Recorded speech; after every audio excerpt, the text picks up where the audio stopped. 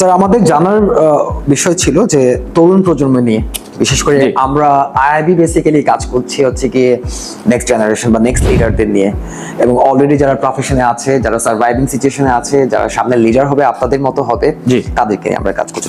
এন্ডোর্সমেন্টের কাজ করছি, আমরা চেষ্টা করছি। তো তাদের নিয়ে আমাদের শোগুলোতে কোশ্চেন থাকে আমাদের গেস্টদের কাছে। খুব চমৎকার। তো ভবিষ্যতের তরুণ প্রজন্ম নিয়ে আমাদের কাছে যে কোশ্চেন হয়, বিশেষ করে বিশ্ববিদ্যালয়ের শিক্ষার্থী যারা আছে, যারা একদম ফ্রেশ গ্রাজুয়েট সদ্য বের হয়েছে, তারা যখন কর্মক্ষেত্রে আসবে বা কর্মক্ষেত্রে বা তারা কোনো ইন্টারভিউ ফেস করবে বা কোনো চ্যালেঞ্জেসের জায়গাতে আসবে, একাডেমিক থেকে যখন সে কর্পোরেট সেক্টরে বা প্রফেশনাল সেক্টরে পা দিবে, ওই সময়টাতে সে কিভাবে নিজেকে কন্ট্রোল করবে বা ইমোশনাল ইন্টেলিজেন্সটাকে প্রপার প্রয়োগ করে সেখানে সাকসেস হতে পারে। আচ্ছা, খুব দারুণ কোয়েশ্চেন করেছেন। বর্তমানে আপনি খেয়াল করে দেখবেন যে কর্মক্ষেত্রে যারা তরুণ প্রথমে চাকরি শুরু করছে, বেশিরভাগ কোম্পানিতে আমি খোঁজ নিয়ে দেখেছি, বেশিরভাগই বলছি কোনো রকমের ওরিয়েন্টেশন দেওয়া হয় না। মানে আমরা ধরেই নিই যে ও সবকিছু জানে, and that cause a lot of issues, lot of problem. অনেক বাচ্চারা আছে তারা না বুঝে ভুল করে ফেলে, কারণ তাদের কিন্তু শেখাচ্ছে না আসলে।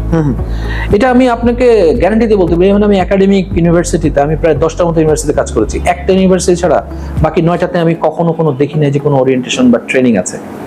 ওরিয়েন্টেশন মানে তোমরা জয়েন করেছো, এটা ভালো একটা ইউনিভার্সিটি, সেরা অনেক কিছু করবা এগুলা, বাট ওদের behavioural, what are the things are expected from them, how to behave with the student, কিভাবে গ্রেড দেয়, কোনো রকম ওরিয়েন্টেশন হয় না, কোনো ট্রেনিং নাই।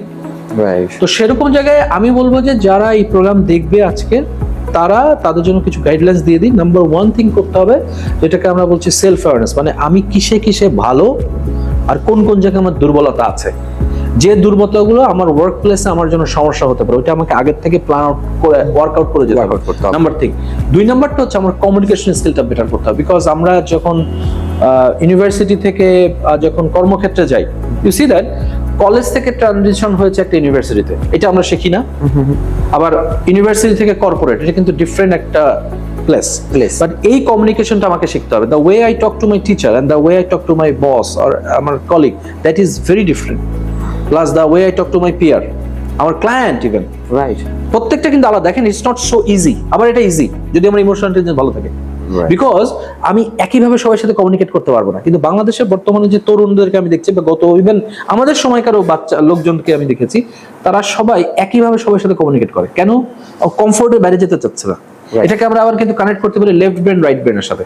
আমরা রাইট ব্রেনটা পার্টটাকে ইউজই করি না, যার ফলে কি হচ্ছে, সবার সাথে একই কমিউনিকেট করে। আপনি খেয়াল করে দেখেন, আপনি ওয়ার্ক প্লেসে যান, স্যাম্পল নেন, 100 জনকে নেন, দেখবেন যে 90 জন মানুষ সবার সাথে ঠিক একইভাবে কথা বলে। এই বিষয়টা কি তারা ট্রেন্ড হিসেবে নিচ্ছে কিনা জানি না, বাট এটা কতটুকু ইমপ্যাক্ট না, ওরা কমফোর্ট থেকে বেরোয় না, রাইট। সো যারা আপনার প্রোগ্রামটা দেখছে তাদের উদ্দেশ্যে বলছি, আপনি কমিউনিকেশন স্কিলটা শিখতে হবে। কমিউনিকেশন স্কিল মানে হচ্ছে খুব 3টা সহজ জিনিস।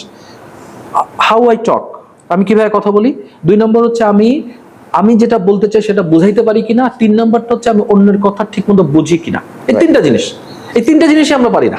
আপনি খেয়াল করে দেখেন, কনফ্লিক্ট হচ্ছে এই কারণে। So communication skill. আরেকটা স্কিল আমি বলবো যেটা সবচাইতে আরো বেশি দরকার, সেটা হচ্ছে অ্যাডাপ্টেবিলিটি। আমাকে আজকে ওয়ার্ক প্লেসে দিয়েছে, হয়তো বা আমার প্রথম 1 মাস আমাকে ইন্টারনেট কানেকশন দেয়নি, ল্যাপটপ দেয়নি, কম্পিউটার দেয়নি, বাট আমাকে অভিযোগ করা যাবে না, বোঝার চেষ্টা করতে হবে। যেমন আমি দেখছি যে অনেকে জয়েন করার পরে 2 দিনের মধ্যে কোনো কিছু না পেলে বলে, কি একটা ফালতু কোম্পানিতে আসলাম, এই নাই সেই নাই। But you need to understand that পরে দেখা গেছে ওর বস হয়তো বা 6 মাস পরে পাইছিল। You see that. কারণ বাংলাদেশের সব কোম্পানিকে আপনি টপ 3-4টা কোম্পানির সাথে কম্পেয়ার করে লাভ নাই। বেশিরভাগ কোম্পানি চলছে আপনার খুব, they don't have corporate culture. তখন আপনি জয়েন করলে আপনাকে ওইটা বোঝার চেষ্টা করতে বুঝতে হবে যে আচ্ছা এখানে কি কম্পিউটার পেতে কতদিন লাগে। আমি যদি এখন আইটি কে ফোন দিয়ে বলি, ভাই আমার কম্পিউটার কবে দিবেন, রং। আমাকে বলতে হবে আচ্ছা এখানে কম্পিউটারটা পেতে কতদিন লাগে, বা what is the procedure to get the computer. আমরা কিন্তু এভাবে বলি না। প্রত্যেকটা মানুষ এমন একটা ভাব, মনে হয় যে জমিদারের বাচ্চা। ইউ সি দ্যাট প্রবলেম আছে। সো আর আমরা বলছি যে ফার্স্ট ইমপ্রেশন লাস্ট। আমি প্রথম দিন যে বিহেভিয়ারটা করছি সবাই ওটা মনে রাখবে এবং সেটা থেকে যাবে। পরে আমি যত ভালো করি ঘুরে ফিরে ওইটা দিয়ে আমাকে পিছাই দিবে। মনে করেন আমি এই কাজ করছি, কিন্তু প্রমোশনের সময় বলতে পারে ও আচ্ছা ও তো প্রথম দিন ওই কাজ করছিল, ওরে দেওয়া যাবে না। রাইট। তো আমাদের বাচ্চারা এগুলো বুঝতেই পারে না। সো মোটামুটি কয়েকটা জায়গায় যদি আমি একটু ট্রেন আপ করতে পারি নিজেকে। আরেকটা হচ্ছে লাস্ট ওয়ান বলবো প্রফেশনালিজম মেনটেন করতে। আমি নতুন একটা থিওরি বলছি, নতুন থিওরি না, বা এটা বাইরেও ছিল, বাট বাংলাদেশে মনে হয় আমি প্রথম বললাম যে ওয়ার্ক প্লেসে কাউকে ফ্রেন্ড করা যাবে না। Work place friend is different. But আমার অরিজিনাল ফ্রেন্ড কারা? আমার স্কুল কলেজের ফ্রেন্ডরা, ভার্সিটির ফ্রেন্ডরা।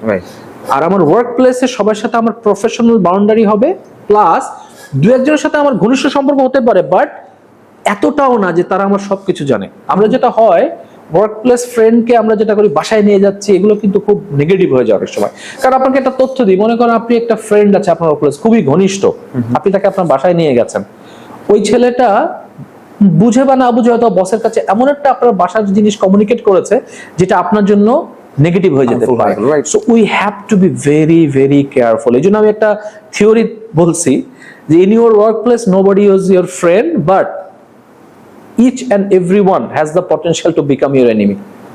Exactly. So be careful.